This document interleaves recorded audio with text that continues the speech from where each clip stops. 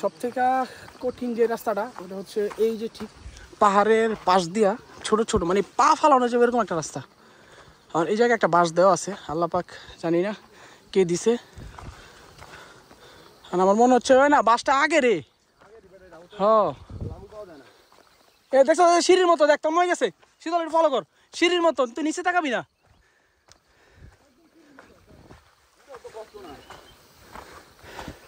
তো এই জায়গাটায় আমরা ভয় পাইতেছিলাম, বিশেষ করে এই যে সামনে শীতল আছে, শীতল তো এই জায়গাটা ওই ভয় পাইতেছে। কারণ গতকালকে আমরা তো নামছি, এই স্বপ্ন যাইতেছে। সব থেকে রিস্কি জায়গা আমাদের কাছে এইটা ছিল, আরেকটা আছে সামনে।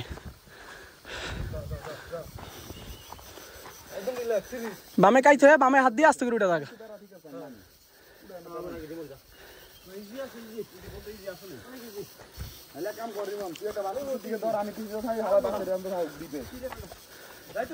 আবার পিছিয়ে থাক আজকে।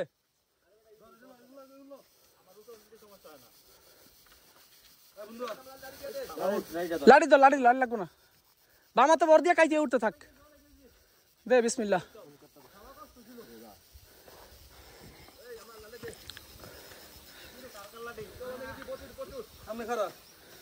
হ্যাঁ সামনে তাকা, সামনে সিঁড়ির দিকে তাকা। হ্যাঁ এই যে প্রতি ধাপে ধাপে পাড়া দিবি। ফ্রি দে, ফ্রি দে, উড়ুক আস্তে ধরে উড়ুক।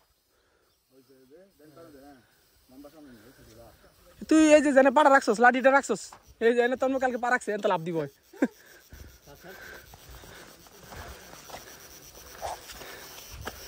বুঝতে পারছেন, একবার এই জায়গা থেকে যদি পড়ি ডাইরেক্ট উপরে চলে যাম। এই যে শুধু একটা পা রাখার জায়গা আছে এই জায়গায়, প্রতিটা জায়গায় একটা পা রাখার জায়গা। তো এইখান দিয়ে যখন নামছিলাম কালকে অনেক কষ্ট হয়েছিল, এখন তো ইজিলি উইডা দিতে পারতেছি, ইজিলি উইডা দিতে পারতেছি।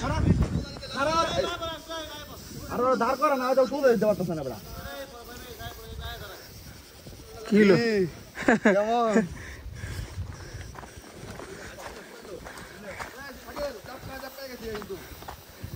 কেডা আনি কইছিল রে রবিনে? আইলো চাপ, আমি তো ওরে কইছি না কালকে উড়ার সময় কষ্ট হবে না। যা এবার 2800 টাকা লাল নামলে জিগির কর, পিছে আসি বেটা, যা তুই। কালকে মাটির আন্দা পারানোর সময় আমি চিন্তা করতেছিলাম কেউ যদি পরে লাভ মারবে কোন দিক দিয়া।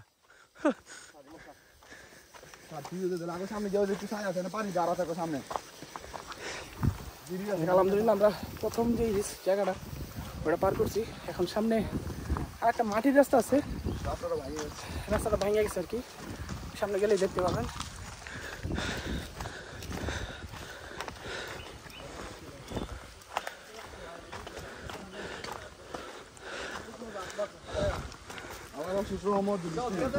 হ্যাঁ আলহামদুলিল্লাহ বৃষ্টি নাই।